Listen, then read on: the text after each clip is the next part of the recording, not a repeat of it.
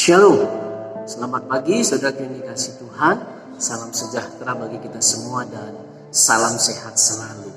Haleluya, puji Tuhan kalau hari ini kita kembali bertemu dalam channel YouTube ini. Dan saya percaya keberadaan kita senantiasa di dalam perlindungan Tuhan. Amin, saudara yang dikasih Tuhan. Sebagaimana biasanya saya akan men-sharingkan satu kebenaran firman Tuhan kepada kita semua melalui channel ini. Tapi sebelumnya saya mau mengajak kita kembali untuk berdoa. Mari kita berdoa. Dalam nama Tuhan Yesus kami mengucap syukur Tuhan di pagi yang indah ini masih melindungi dan jaga, akan memberkati kami sepanjang malam tadi Bapak. Terima kasih kebenaran firman-Mu akan hamba-Mu sharingkan Tuhan melalui siaran ini. Tuhan memberkati hamba-Mu, Tuhan memberkati juga yang mendengarkannya. Terpujilah nama-Mu Tuhan Yesus, di dalam nama-Mu kami berdoa. Amin. Baik saudara yang dikasih Tuhan, hari ini saya ingin menyampaikan suatu hal yang berkaitan dengan yang namanya Roh Kudus, Roh pribadi Roh Kudus. Kita tahu karena hari ini dikatakan hari Pentakosta bagi gereja-gereja yang sudah melakukan ibadah 10 malam. Dan tadi malam hari yang terakhir untuk menantikan pencurahan Roh Kudus bagi gereja tersebut. Saudara yang dikasih Tuhan, demikian juga saya mau sampaikan yaitu sharing kebenaran firman Tuhan ini khususnya yang berkaitan dengan Roh Kudus yang memenuhi kehidupan seseorang atau kehidupan orang percaya. Kita tahu Roh Kudus itu adalah Allah itu sendiri, dan juga Roh Kudus itu adalah pribadi yang ketiga dari Allah kita, yaitu Allahnya orang Kristen. Dan juga Roh Kudus itu adalah pribadi yang dicurahkan pada saat Yesus terangkat ke surga. Itu yang bisa saya jelaskan tentang Roh Kudus. Saya percaya kita juga sudah banyak tahu tentang pribadi Roh Kudus ini. Tapi hari ini memang sangat berkaitan dengan Roh Kudus yang akan saya sampaikan kepada kita semua melalui siaran ini. Saya memberikan tema sharing kita ini yaitu jadilah pribadi yang dipenuhi dengan Roh Kudus. Itu penting sekali saudara yang dikasih Tuhan. Kita tahu ada beberapa istilah yang diberikan kepada anak Allah. Pertama, kita tahu bahwa orang yang membawa damai itu dikatakan dalam ucapan bahagia.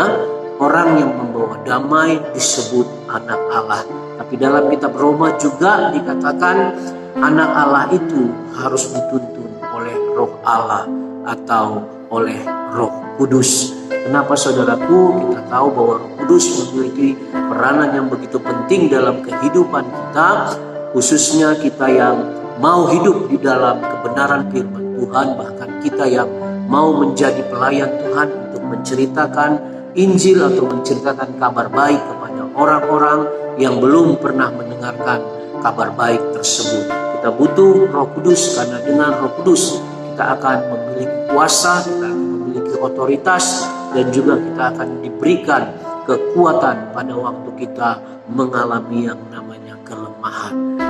Saudara yang dikasih Tuhan, saya mau sampaikan terlebih dahulu yaitu tentang pribadi yang dipenuhi Roh Kudus. Saya sangat tertarik sekali dengan satu tokoh Alkitab, tidak di dalam perjanjian baru, tetapi ada di dalam perjanjian lama, yaitu tokoh Alkitab ini yang bernama Yusuf. Amin saudaraku, kita tahu tentang Yusuf ini sangat familiar sekali. Maksud saya Yusuf ini bukan artinya kita tidak mengetahui, tapi kita tahu tentang Yusuf ini bagaimana dia menjadi orang yang berhasil pada zamannya di masa pemerintahan Firaun pada waktu itu. Tapi kita tahu saudara yang dikasih Tuhan, maksud saya kita juga harus cari tahu kenapa Yusuf bisa berhasil atau bisa menjadi penguasa kedua, itu istilah saya, yang berada di Mesir pada waktu itu.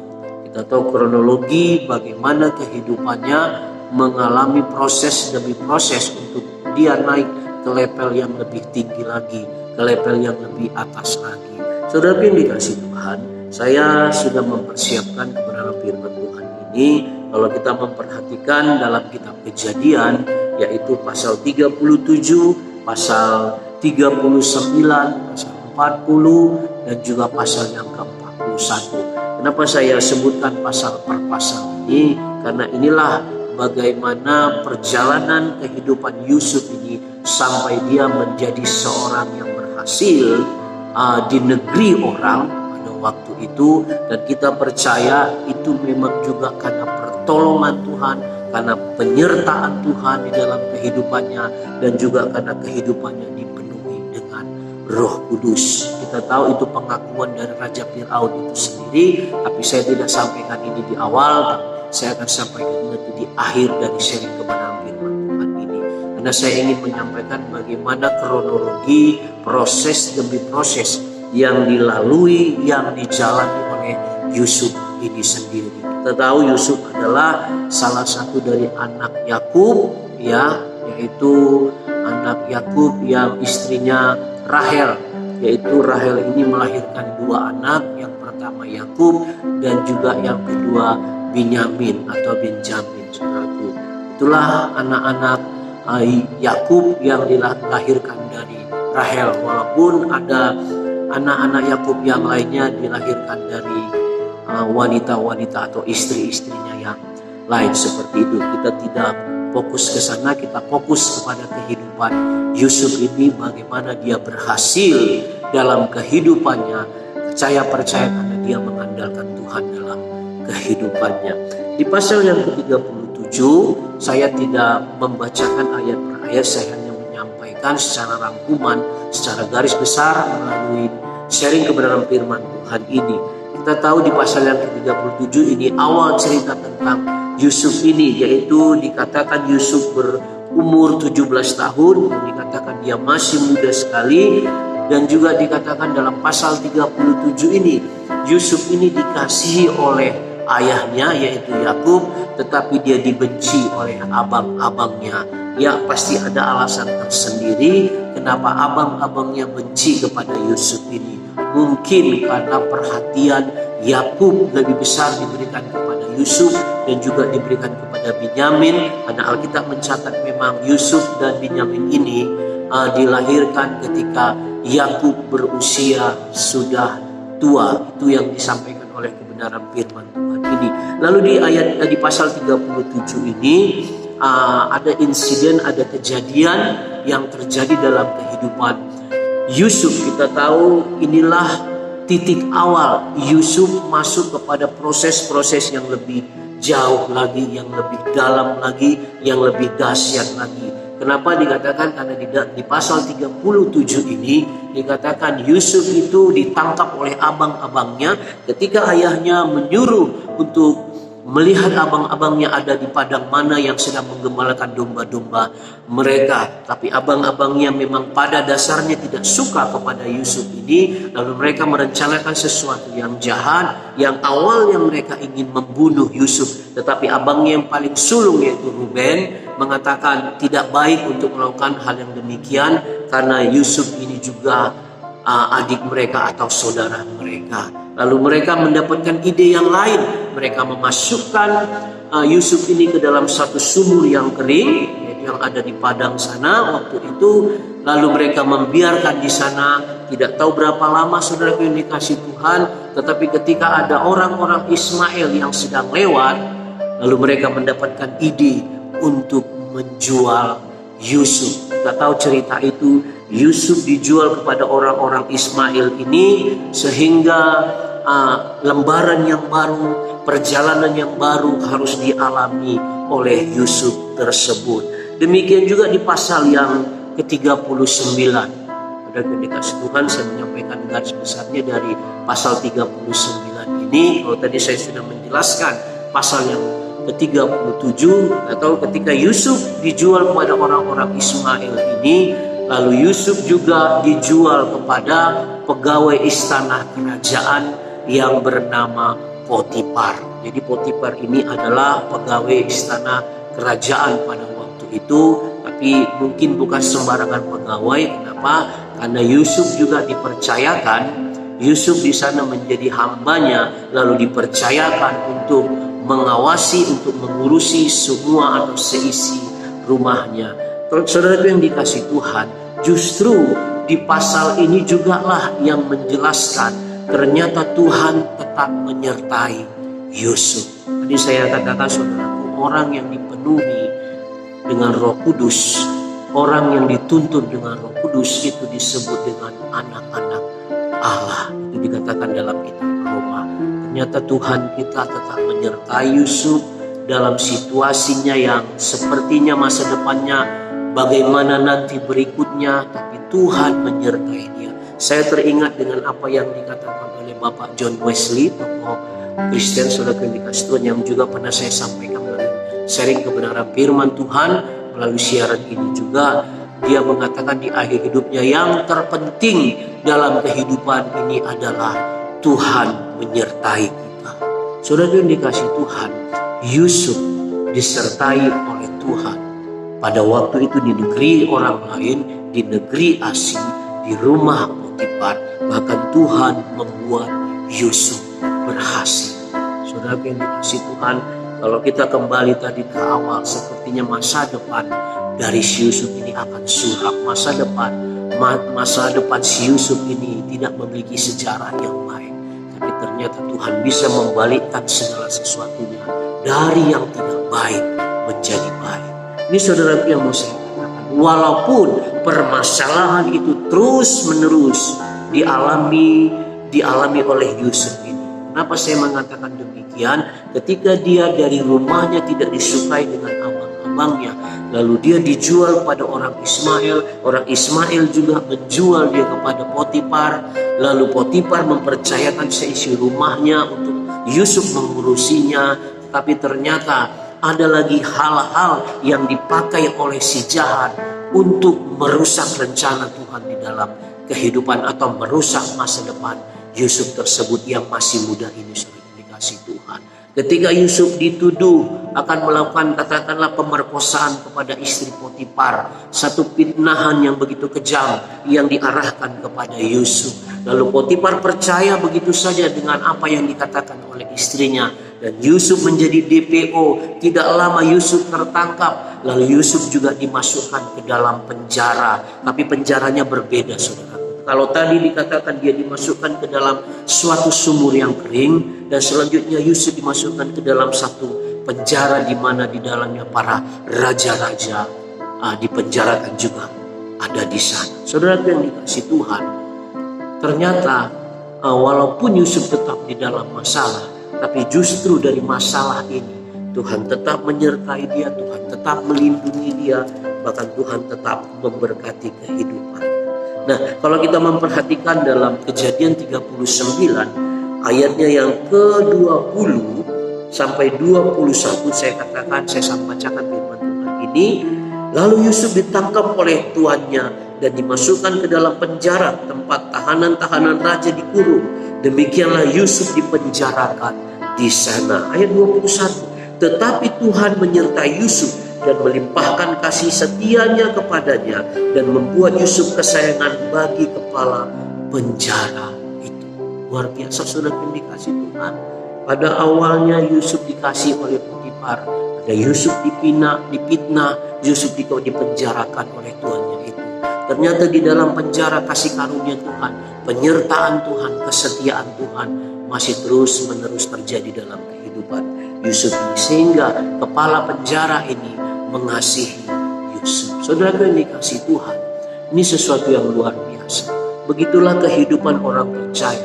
Kalau disertai oleh Tuhan, bukan berarti tidak ada masalah, bukan berarti tidak ada tantangan. Tapi ingatlah, di dalam kehidupan kita ini yang terpenting Tuhan masih menyertai kita.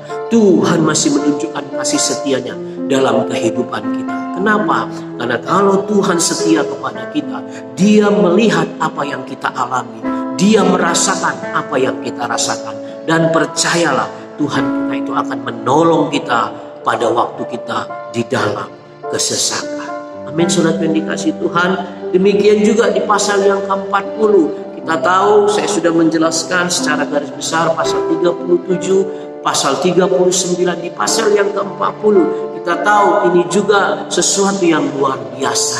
Kalau Yusuf di pasal-pasal sebelumnya dikatakan si tukang mimpi, karena memang dia menceritakan, mengalami mimpi lalu menceritakan mimpinya kepada abang-abangnya, kepada orang tuanya, tapi ternyata abangnya dan orang tuanya tidak mengerti, bahkan tidak mempercayai. Lalu ketika dia ada di dalam penjara para raja-raja ini, dia juga mengalami hal yang sama. Artinya hal yang sama, bukan dia yang bermimpi, tetapi dia menafsirkan, menjelaskan tentang mimpi-mimpi orang-orang yang ada di dalam tahanan para raja-raja tersebut, yaitu mimpi juru roti dan juga mimpi si juru minumnya raja pada waktu itu.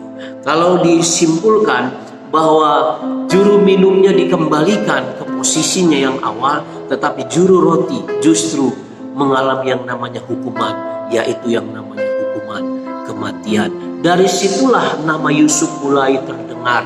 Dari situlah nama Yusuf mulai, katakanlah bahasa sekarang, mulai viral. Tetapi saudaraku, di pasal yang ke-40, kalau kita melihat pada waktu Yusuf menceritakan, menjelaskan maksud saya arti mimpi dari kedua juru roti dan juru minum ini, Yusuf memohon, mengatakan kepada mereka, tetapi ingatlah kepadaku apabila keadaan telah baik nanti, tunjukkanlah terima kasihmu kepadaku dengan menceritakan hal ihwalku kepada Fir'aun, dan tolonglah keluarkan aku dari rumah ini.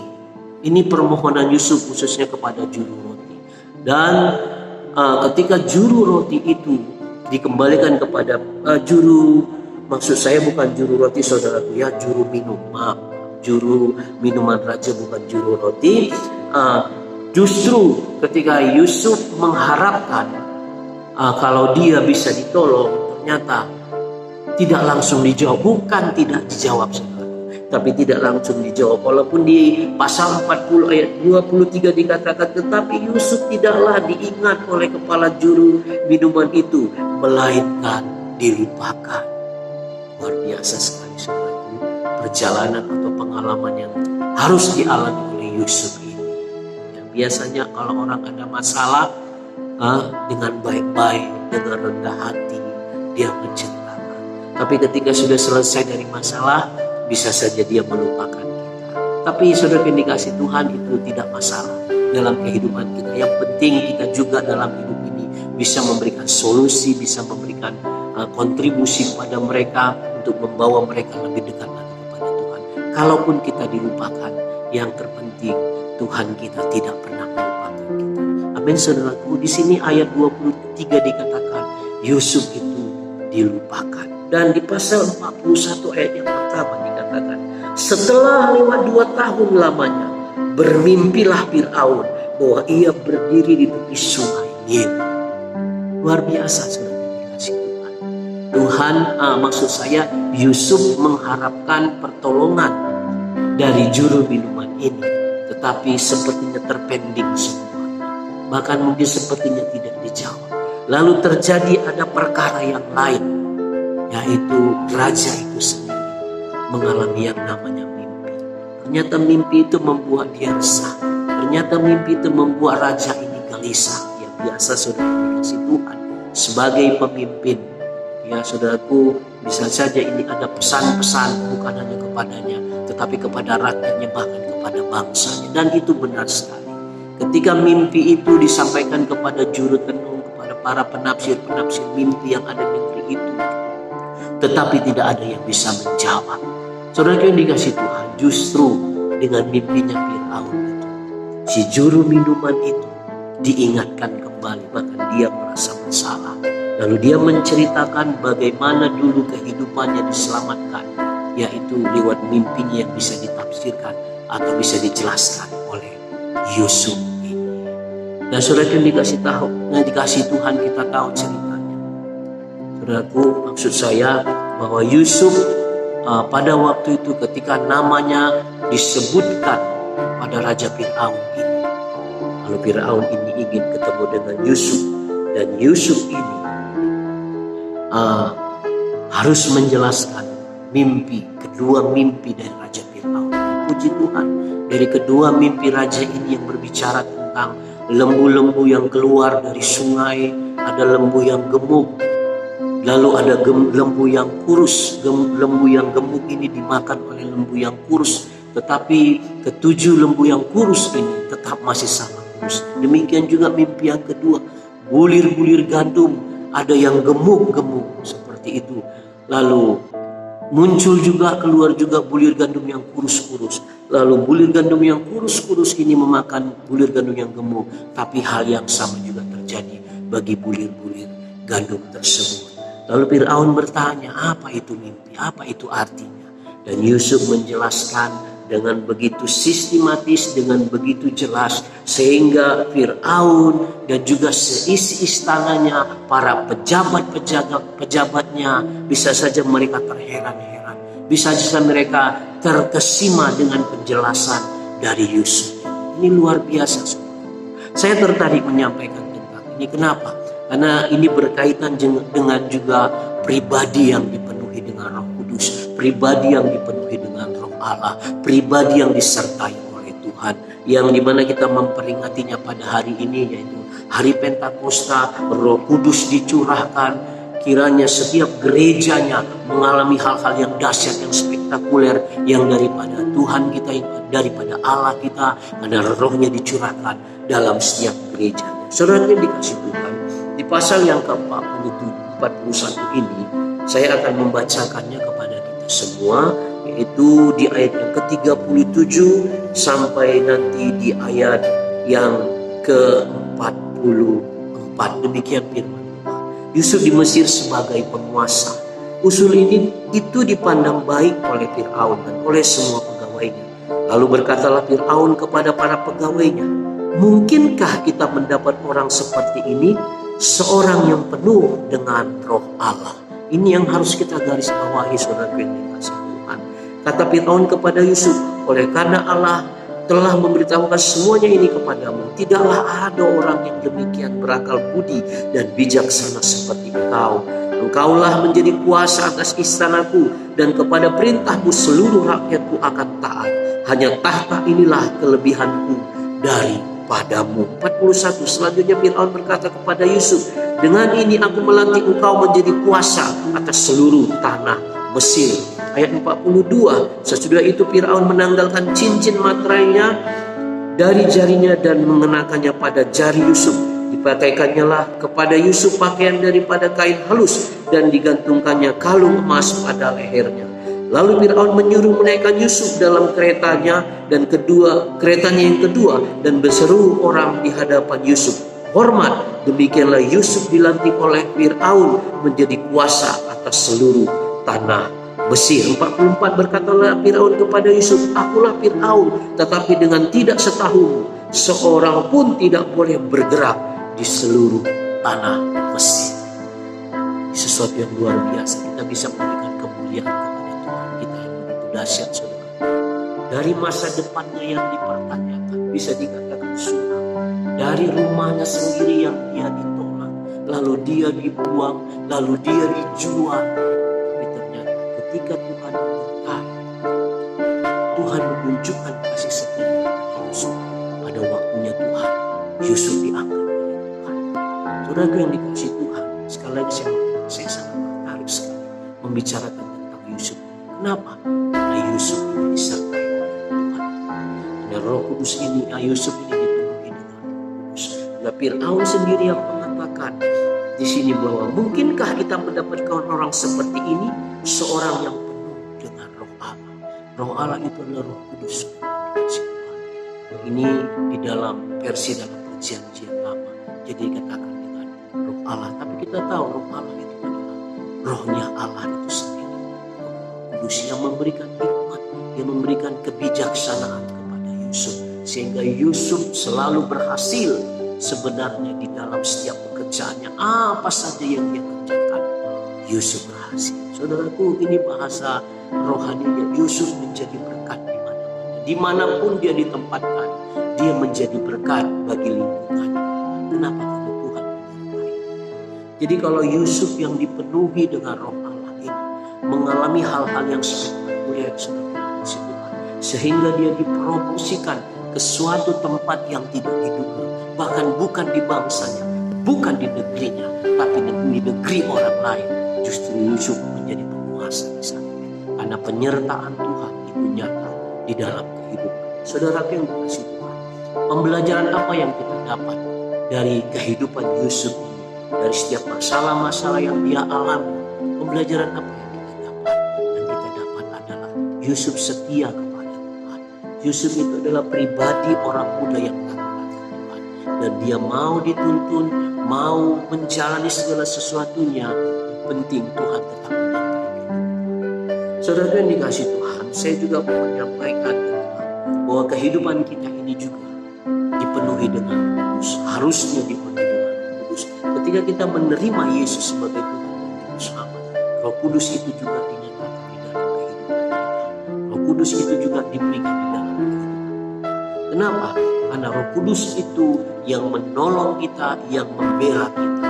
Di dalam firman Tuhan dikatakan Roh Kudus itu disebut Parakletos, yaitu penolong kita, yang membela kita ketika kita di masa kesesakan, ketika kita diintimidasi oleh si jahat, oleh dunia ini. Roh Kudus itu memberikan kekuatan di dalam kehidupan kita.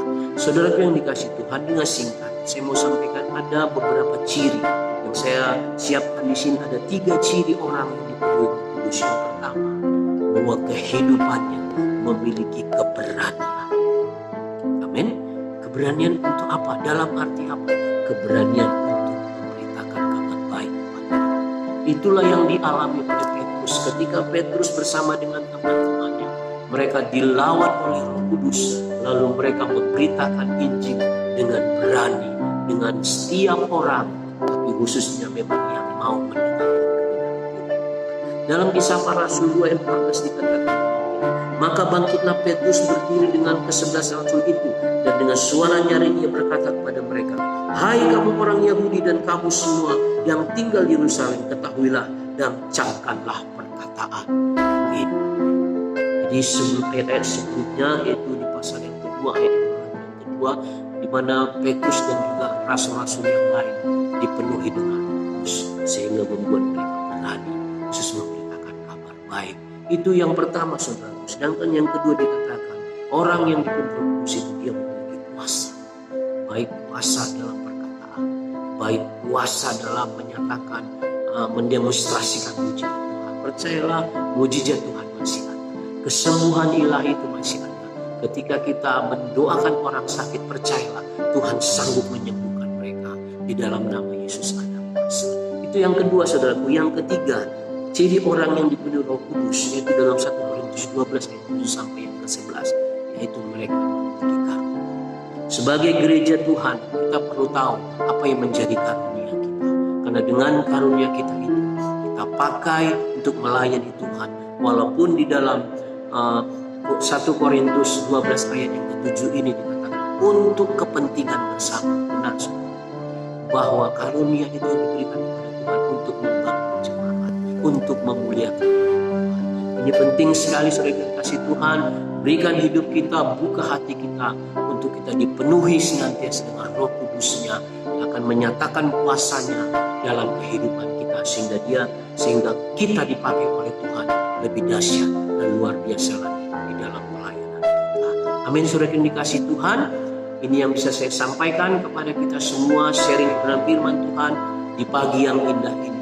Kiranya Tuhan menyertai kita sebagaimana Tuhan menyertai Yusuf. Kiranya Tuhan memberkati kita sebagaimana Tuhan memberkati Yusuf. Demikian juga dengan kehidupan kita diberkati untuk kita menjadi berkat. Maka kita dilayani untuk kita menjadi pelayan bagi Tuhan dan juga pelayan di jiwa-jiwa.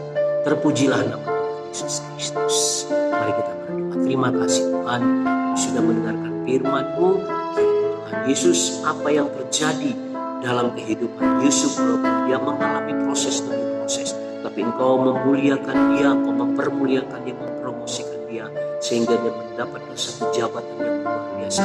Bukan hal itu Tuhan yang terpenting. Yang terpenting dalam kehidupan kami, bahwa Engkau menyertai Yusuf. Itu juga yang menjadi kerinduan kami, Engkau menyertai kami, memenuhi kami dengan Roh Kudus Tuhan, sehingga kami mampu Tuhan melakukan apa yang Kau perintahkan untuk kami kerjakan dalam hidup kami ini. Terima kasih Tuhan. Kata saudara-saudaraku yang sudah mendengarkan siaran ini Tuhan, apapun pembelaan permasalahan mereka, Tuhan Kaulah pertolongan dalam hidup mereka. Terima kasih Bapa. Terpujilah nama-Mu, baik mengakhiri sharing kami ini di dalam dan demi nama Yesus kami sudah berdoa. Amin. Demikian saudara yang dikasih Tuhan, Tuhan Yesus menyertai dan memberkati kita. Shalom.